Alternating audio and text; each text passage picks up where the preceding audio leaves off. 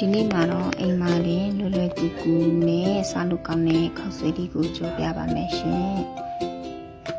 ပထမဦးဆုံးစီချိုတက်စင်လာတဲ့ကြက်သားလေးကိုအရင်ဆုံးကြော်လိုက်မယ်ပေါ့နော်အရသာတော့ကတော့ခနောမှုလေးအနည်းငယ်ပဲထည့်ပါတယ်ပြီးရင်တော့ကြက်သားလေးကြီးကြက်လောက်တဲ့အနေထားထိကြော်ပေးလိုက်ပါမယ်ကြက်သားလေးကလည်းဒီလိုမျိုးလေးကြက်လာပြီးကြက်သားလေးကလည်းကြက်လာပြီးအရောင်လေးကလည်းနည်းနည်းလေးနီးတလို့ဖြစ်လာပြီပေါ့နော်အဲ့ဒီအချိန်မှာတော့စီကျော်တန့်စင်ထားတဲ့အရွက်လေးကိုထည့်ပါမယ်။ပြတော့ဒီတွေကနေပဲလွယ်တကူပေါ့နော်ဝယ်လာလိုက်တယ်ပေါ့နော်။အဲ့လိုမျိုးအရွက်လေးတွေကိုထည့်ပြီးကြော်ထားတဲ့အချိန်မှာကိုယ်တိုင်ပြုတ်ထားတဲ့ခောက်ဆွဲလေးတွေကိုအရသာနေပြီးခဏလောက်နှက်ထားလိုက်ပါမယ်ရှင်။စားဟင်းကျုံမုတ်ခနောမုတ်ပေါ့နော်။နောက်ခရုစီကြာညုအဲ့ဒါလေးတွေကိုထည့်ပြီးတော့ငွေပြီးတော့ထည့်နေပြီးတော့နှက်ထားပေးလိုက်ပါမယ်။အဲ့လိုမျိုးနှက်ထားပြီးတဲ့အချိန်မှာပဲခုနတုန်းကကြောထားတဲ့အရွက်ကလေးတွေကနူးလာပြီပေါ့နော်အဲ့လိုမျိုးနူးလာတဲ့အနေထားလေးကိုကြည့်ပြီးတော့အရသာမုံလေးပြီးထည့်ပေးပါမယ်အရသာလေးကိုအောင်ထည့်ပေးမယ်ပေါ့နော်စားခနုံးမုံဟင်းချုံမုံဒီသုံးမျိုးကိုပဲထည့်ပါမယ်ရှင်ဒါလေးကိုထည့်ပြီးတော့နှမ်းဆက်အောင်ဝေပြီးလို့ရှိရင်ခုနတုန်းကနှက်ထားတဲ့ခောက်ဆွဲလေးတွေကို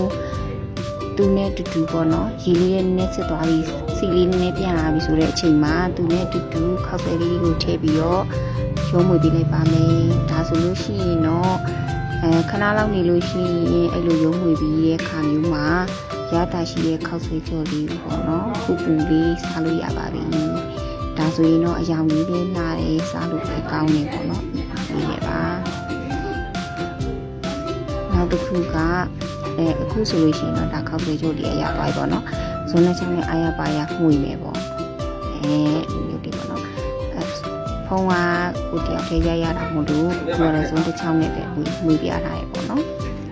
ပြီးရင်တော့ခောက်ဆွဲကြော်လေးနဲ့တွဲစားဖို့လိုက်ဖက်တဲ့ကျသွန်ချင်းလေးကိုလုပ်ပြပါမယ်ရေဦးဆုံးကျသွန်လေးနဲ့ငွေပီးလေးကိုပပလေးလေးလိမယ်ပေါ့နော်ပြီးရင်တော့ငရုတ်စီလေးထည့်ပါမယ်ရှင်ငရုတ်စီလေးထည့်ပြီးတဲ့အခါမှာတော့စားဟင်းချုံမုတ်ခနောမုတ်ပေါ့နော်အနေငယ်လေးထည့်ပြီးလို့ရှိရင်တမယာရီလေးကိုတမယာသီးကိုပေါ့နော်တမယာသီးလေးကိုညှစ်ထည့်လိုက်ပါမယ်တမယာသီးလေးကိုညှစ်ထည့်ပြီးတဲ့အခါမှာတော့ရုံးမွေလို့ရပြီပေါ့နော်အဲ့လိုလေးရုံးမွေလိုက်တဲ့အခါမှာပြည့်စုံတဲ့အချင်းနောက်တစ်ခုကလေဒီတမယာသီးခွန်လေးတွေကိုလည်းထည့်စားလို့ရှိရင်လေးကြည့်ရပေါ့နော်အဲ့တော့တမယာသီးခွန်လေးတွေကိုလည်းထည့်ပြီးတော့တုပ်လိုက်ပါတယ်ခုလို့ဆိုမှွေပြီးလို့ရှိရင်တော့အရန်ကိုလိုက်ဖက်မိပြီးစားကောင်းတဲ့ခောက်ဆွဲကြော်နဲ့ချစ်သွန်းချင်းလေးရပါပြီရှင်စားကြပါအောင်ရှင်အားလုံးပဲဘိုင်ဘိုင်ကျေးဇူးတင်ပါတယ်ကြော်စားကြည့်ကြပါအောင်